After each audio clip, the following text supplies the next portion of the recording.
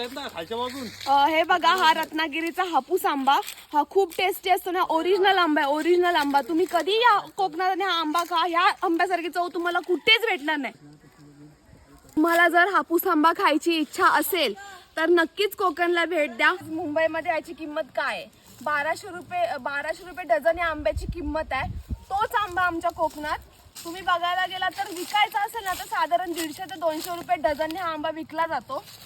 आणि तसंच बघायला गेलं तर कोकणची माणसं आणि त्यांचं मन एवढं मोठं असतं ना की घरी जरी साहजिक असं कोण आलं आणि आंब्यांसाठी विचारलं तरी ते सहजच 2-4 डझन त्यांना असेच देऊन टाकतात.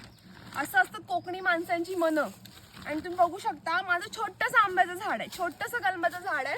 आणि ते छोट्याशा कलमाच्या झाडाला जवळजवळ 600 ते 700 आंबे धरलेले आहेत. आणि तुम्ही बघू शकता, कुणीही लहान मुलगा सुद्धा सहज काढू शकतो असे आंबे आहेत. आणि खूप टेस्टी असतात. त्याच्यावरती कोणतंही केमिकल वगैरे टाकलेलं नसतं, जबरदस्ती पिकवलेले नसतात. तुम्ही बघू शकता, हे आंबे कच्चे आहेत. आता ह्याच आंब्यांना आम्ही 6 ते 7 दिवस पेंड्यात ठेवणार.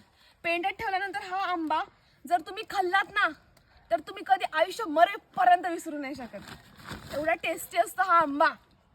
म्हणून लोक बोलतात, मरायचं तर कोकणचा आंबा खाऊनच.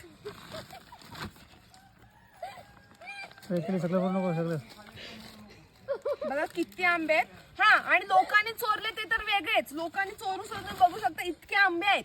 एक पोतं मी घरी नेऊन ठेवलंय, दुसरं पोतं माझं भरायचं चालू आहे.